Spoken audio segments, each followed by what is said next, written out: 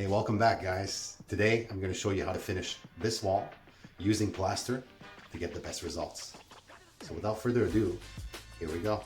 Alright, so for this job guys, you'll need taping tools. It could be a 6-inch knife, it could be an 8-inch one, whatever you prefer. This is nice and secure, so the next step will be to get yourself some all-purpose mud, which is right here, and then drywall tape.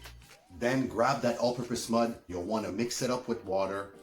It takes more time to dry, but it's easier to work on the wall. So consistency wise, you'll want it to be like, I would say sour cream, something like this. Have a look. So now that everything is nicely mixed, you want to make sure you grab your knife and you scrape around the area to make sure that there's no pieces coming out and everything is even. Then you'll want to grab your mud. I use a hawk here. So you take your mud, you put it on the hawk, and then you'll want to fill up all these gaps.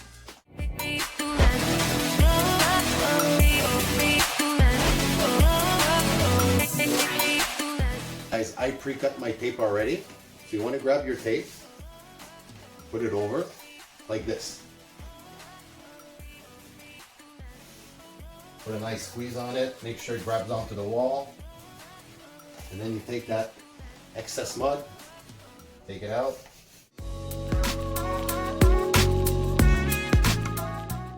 And then you keep doing it for all 4 pieces.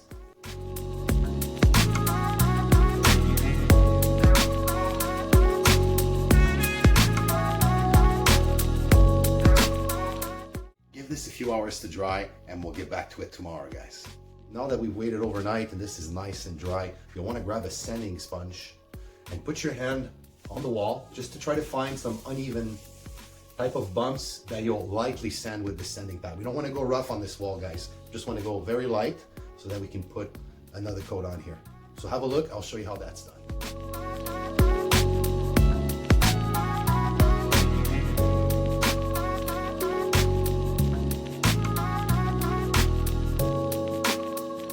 Before we get to that second coat there, just a quick tip guys. If you haven't cleaned your tool, you can easily do so with a sanding pad.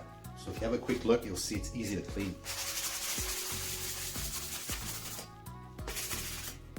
Look at that, much better. So obviously, as you sand it, you'll get everything out and you don't need to put any water on it. So there you go, ready to be used. All right, so let's get on to that second coat. All right, so let's grab our hawk or a pan for those of you who have that.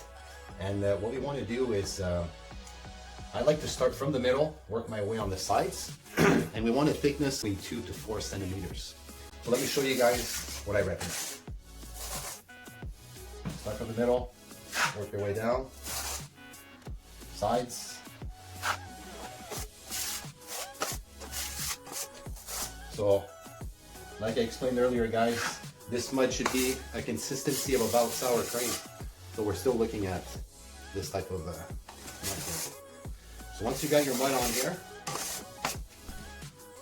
you can start gradually from the middle, pushing it down, pressing it down. You don't want to remove too much because that's where you're going to get the good thickness, but you want to make sure that there's the least bubble as possible on there. So what you want to do as well is put pressure on this side when you're on the right side, so you'll want to feather the edges. So a good way of seeing it is you're pushing on this side here, and then on this side you put less pressure. So let me show you. There goes one side, and then same here, but on the other side. You'll want to feather the other side. So this is about just a bit thicker than I would like it. So again, we'll go over just to remove a bit of thickness. And you know, don't push too hard, guys. There you go. About this. Feather the edge. Feather the other edge. And there you go. So we'll let that dry. It's gonna take about 12 hours, and then we'll get back to the next step. A quick tip, guys. So for those of you that want to accelerate the drying process, it's possible. Here's what I recommend. Blow dryer. That's right. So if you blow dry the area 5 minutes to 30 minutes, it's definitely going to help the drying period. It's going to shorten it. So let me show you just a quick example of how I dry this so that we can get the job done quicker.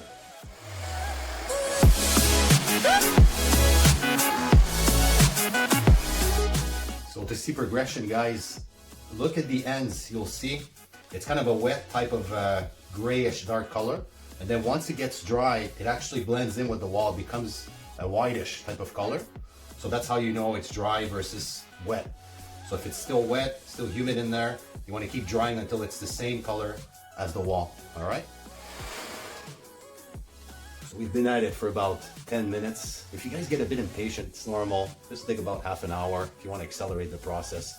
But you know what I find that helps a lot? Start it up, take care of yourself, give yourself a new style. Check it out.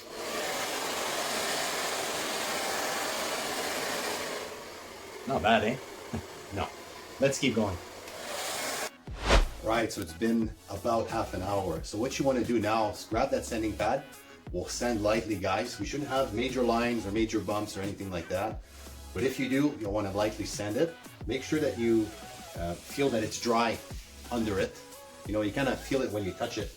If you feel kind of humid or moist, well, you still got to dry it with the blow dryer. So as you can see here, not many lines are showing, and you'll want to start with the middle, lightly sand the middle. If you see any lines, get rid of them. Don't put too much pressure, guys. When you sand, you don't want to put too much pressure. And then on the sides, start with the sides, start blending it in with the wall. So what you want is a cloudy type of finish. You want your sides to kind of blend in with the wall. If you look at clouds, it has to look in that type of sense. You go all the way around. Make sure you blend it as much as you can.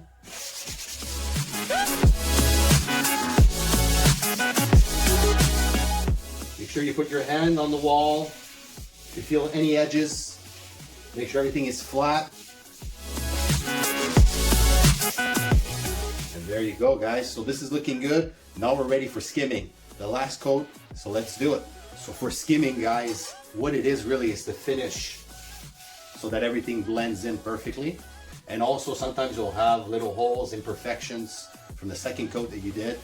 So skimming will basically just finish it off perfectly, blend it into the wall, and then we'll do just an even lighter sand with the sand pad on it, and then we're gonna be ready for paint.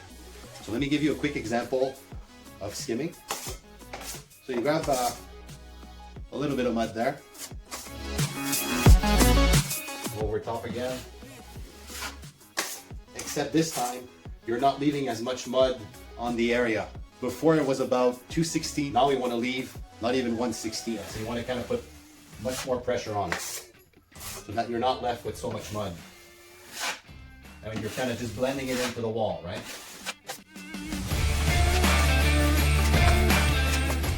There's this spot here where I had a little hole, which I'm fixing right now.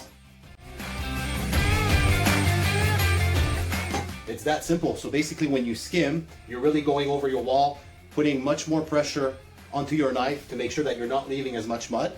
And again, if you're in a hurry, put the blow dryer on this. Shouldn't take more than 10 minutes this time. And then I'll show you guys how to lightly sand this so that we can put some paint on there.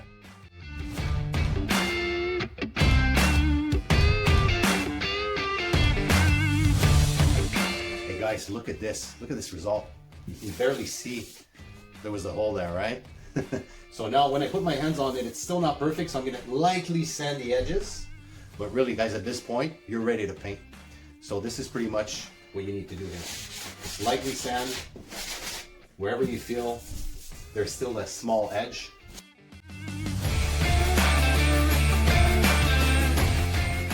That's it. You guys just fixed a hole in the wall. You guys are ready to paint. So I wanted to thank you guys for watching. Appreciate it. If you guys have any comments, let me know. Guys, it's a pleasure to answer you. If you have any tips, things you could have done better, let me know in the comments, and consider subscribing, guys. Helps out our channel. This is a brand new DIY channel, so we're definitely looking to grow, show you guys as many projects as possible. So it does help us out if you guys enjoy this video. To like the video, subscribe, and we'll see you guys next time.